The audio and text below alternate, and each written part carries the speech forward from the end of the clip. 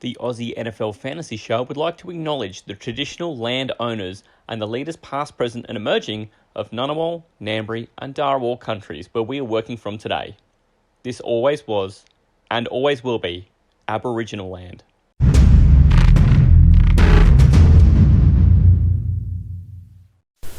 Hello and welcome to the No Huddle Dynasty Fantasy Football Podcast. I'm your host Mark and I'm looking forward to sharing this episode with you. But first, I'd like to give a shout out to the guys over at the Aussie NFL Fantasy Show. This is the #1 Australian-made fantasy football podcast. The guys are the absolute best in the industry, delivering top-shelf content every single week. Make sure to stop by and check out Manjot, giving out his fresh pastries to the previous week's top performers. While you're there, make an appointment with Taylor for Dr. Goodcall to predict some wholesome fantasy starters for the current week. Then check in to see Matty C putting the guys through their paces in Fantasy Cliffhanger, before finally listening to the guys battle it out in Starts of the Week. You can find them on all social media platforms. YouTube, their handle is youtube.com/@Aussie NFL Fantasy. Twitter, it's at Aussie_fantasy. Instagram, Aussie NFL Fantasy. TikTok, at Aussie NFL Fantasy, as well as Spotify and Apple Podcasts. Now, back to the show. On today's episode, we're going to be putting a nice bow on the 2022-2023 fantasy season by giving our last tier update of the year and just running through which players have gained value or which position groups have gained value and which have dropped off a little bit. We're also going to be finalising our last update of the rolling team of the year, and we'll announce which players have made it per position with regards to their average draft position and comparing that to the expert consensus ranking. So let's get into it. For those that have followed along with my episodes since the beginning, you'll know that every couple of weeks I do what we call a tier update or a dynasty tier ranking. We do this thanks to Fantasy Pros and the awesome content they put out. We compare the average draft position or the ADP to what we call the expert consensus ranking, which is, it's basically an average of 16 different fantasy analysts, and they just give an average ranking from them. So you'll see that fluctuate throughout the season. They combine things like strength of schedule, where a player sits, how they're trending with regards to targets. So they take in a whole bunch of information and basically spit out a number, and it gives you just a bit of a guide as to what the market thinks that player is going to do, which is valuable regardless of whether it's dynasty or just redraft. You can use this information to gauge what whether it's a sell high time for a player, or potentially whether there is a player that's maybe dropped off a little, the market's not as high on him, so it could be a good buy candidate for you.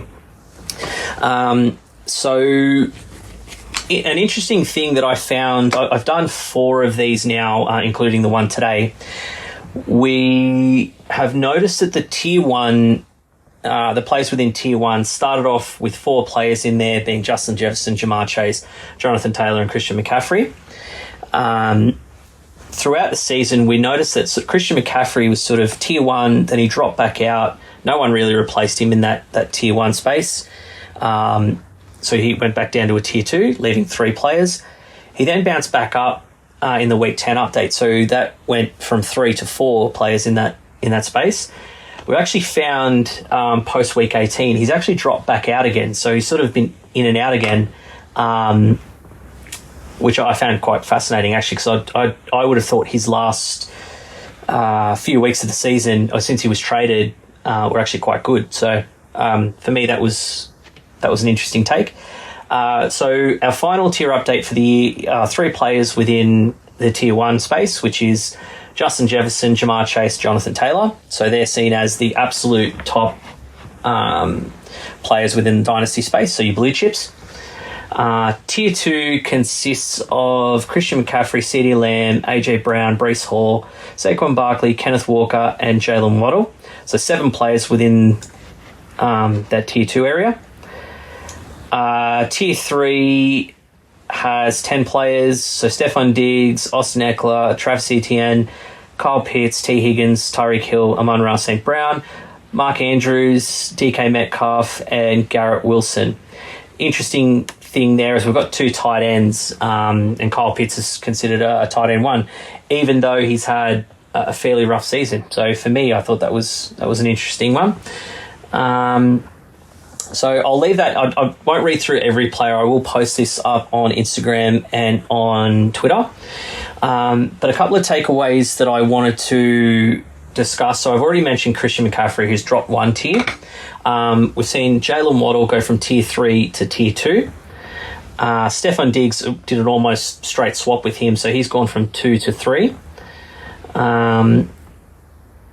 We've had a bit of movement in terms of wide receiver in the tier 3 space. So we've seen Amon-Ra St. Brown, DK Metcalf, and Garrett Wilson all jump up. And fascinating, Garrett Wilson actually jumped up from tier 5 to tier 3. So he's really gained a whole heap of value. And you can understand why. He's been the focal point of, even though the Jets offense hasn't been all that great when Mike White hasn't been under center. He's had a really good season. We saw DeAndre Swift actually is in the tier 4 space. He's actually dropped 2 tiers. So he went from tier 2 down to tier 4. So a real drop in value there. Same thing with Cooper Kupp, although I think in the scheme of things, a lot of the Rams players, they're very hard to gauge this year just because of how badly that team performed, even when healthy. That was the last of the really big drop-offs. No real big gainers outside of probably Garrett Wilson, of note anyway. Last couple of notes that I want to jump through. So when we look at the tiers, quarterbacks, and when we look at them per position, your quarterbacks across the season, so from our very first one, back at the start of the season to week 18, we had quarterbacks go up 1 tier, none dropped off. So they were fairly stable in that if you had a high investment in a quarterback, you generally kept the value that you invested. You didn't lose anything. You didn't gain a lot either. I think outside of Jalen Hurts, I believe was the quarterback that went up. Running backs, little different. We had 4 running backs gain value in terms of tier ranking, and we had 5 decrease in value. And that's probably fair when you consider at the start of the season how hard it was to predict running back, I guess, output. And when we look at how poorly in general that position performed, they had a bit of a resurgence through the middle of the season. But ultimately, it's just it was such a turbulent year for running backs.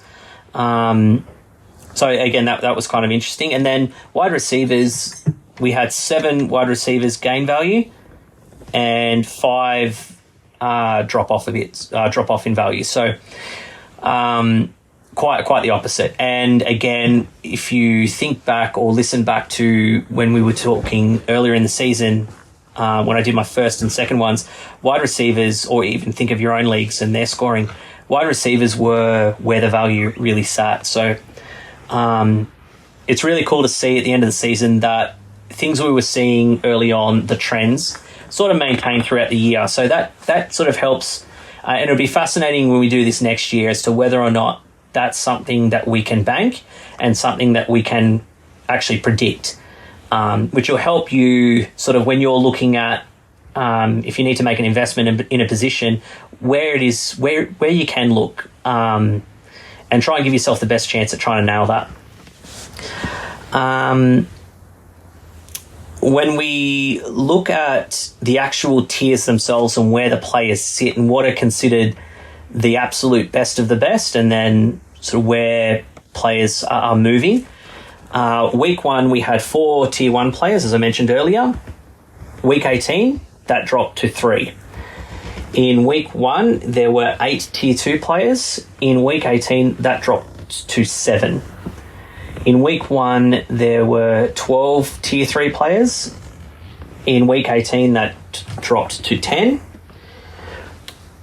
Week 1, we had 10 tier 4 players. In week 18, that actually went up to 14. So a fair jump there considering the other 3 tiers. And tier 5, there was 16 in week 1 and 12 in week 18. So that dropped off a little bit. So I'm not... When I have a look at the players that are in that tier, so when we look at tier 4, the 14 that are there, it's Devontae Adams, DeAndre Swift, Travis Kelce, Nick Chubb, Josh Jacobs, Cooper Kupp, Javonte Williams, Joe Mixon, Ramondre Stevenson, Chris Olave, Drake London, Josh Allen, Chris Godwin, and Najee Harris. There is a lot of players that have dropped, not a lot that have risen into that tier. So I guess there's a whole bunch of things you can take away from this, but the thing that I'm taking away from this is there's not a lot of lower tier players that are coming up into that higher value, and we'd probably consider, I guess you apply your own metrics to this, but for me, anything tier 3 or above is where I've got if I'm doing a startup, that's where I'm looking my first and second picks. There are some players in this group, in that tier 4, that I genuinely believe will not be there next season. Drake London started like a house on fire and then just fell away late. Najee Harris is another one. Like he was up tier 1, I believe, at the start of the season, or tier 2 at the very least. He was, high tier 2. He and running back 4. He dropped 10 full rankings to running back 14 and 2 tiers. So there are a lot of these players that will fluctuate, but for me, more players sort of went down into that tier and not a lot came up. So you almost want to, if you are looking at a significant investment, when we do these throughout the year, or when you're doing your own research, just look for where, matchups aren't going the way you think, or whether or not the drop-off is matchup dependent, whether there's something happening in the background. Is it coaching? Is it scheme related?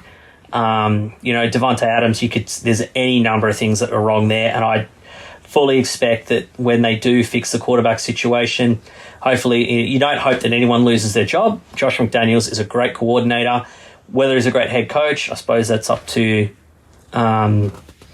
each individual person to make that assessment. I'm not a head coach, so I'm not going to say he's not, but I know he's a great coordinator.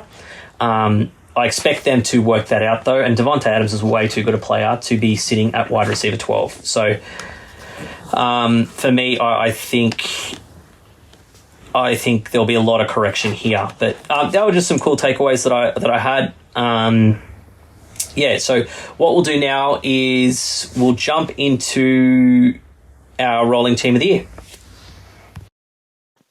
And to wrap up today's episode, we're just going to finalise our rolling team of the year, our rolling fantasy team of the year. So from our first adaptation, and just to highlight how we do this again, just for those that might be new, we go through position by position. It's just a standard league, so 1 quarterback, 2 running back, 2 wide receiver, tight end and flex. How we determine who makes the team and who doesn't is based purely off their ADP. So similar concept to the tiering system that we use. I'll outline where their ADP sat preseason, their current rank up to this point, so at the end of the season, and an average points per game, and that's set out per Fantasy Pros, per their standard scoring, which is half point PPR. And then I'll give you a total. Now, the point of this exercise is to look at, if you were relying on these players alone and, disaster struck, all these blue chip players you had are all gone, can you still have these players and can you still win a game? And that's what I want to highlight today, that the value part of fantasy football is sometimes overlooked for the big names. So starting at quarterback to finish the year, we have Daniel Jones. His ADP was 245, and in most 12-team leagues, which I consider standard, he went through undrafted. His current rank is quarterback 7, and he's averaging 18.36 fantasy points per game. Running back 1, No change there. Josh Jacobs had a fantastic season. ADP was 50. He would have gone at the start of the 5th round at running back 22 in a 12-team league. His current rank is running back 9, and his average points per game is 16.76 points.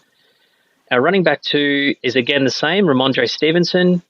His ADP was 90, which would have been 8.06 or halfway through the 8th round. Running back 36, his current rank is running back 12, so he's inside that running back 1 space at 11.9 points per game. Our wide receiver 1, no change to this one either, Amon-Ra St. Brown. His ADP was 63. He would have gone start of the 5th round, so a 503 I have him at. Wide receiver 25. His current rank is wide receiver 8, and his average points is 13.41 points per game. Wide receiver 2, we had a bit of a change here. Our last update of this, we had Chris Olave. Based on how strong this player finished the season, he really forced me to pick him. And as a Dolphins tragic, it's very hard to pick any Jets, but I will always go with who is best in this space, even if I have to suck it up and take one for the team. So wide receiver 2 in our final edition of this is Garrett Wilson. His ADP was 137. He would have gone in the 12th round, halfway through, about 12:05, and he was going at wide receiver 52. He's currently ranked at wide receiver 10, and he's going at 10.24 points per game. Tight end, no change here. Went with Greg Dulcich. Tight end has been an absolute crapshoot this year.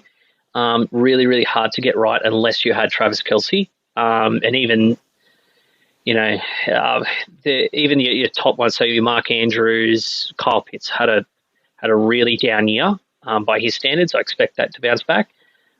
It was just hard to find consistency.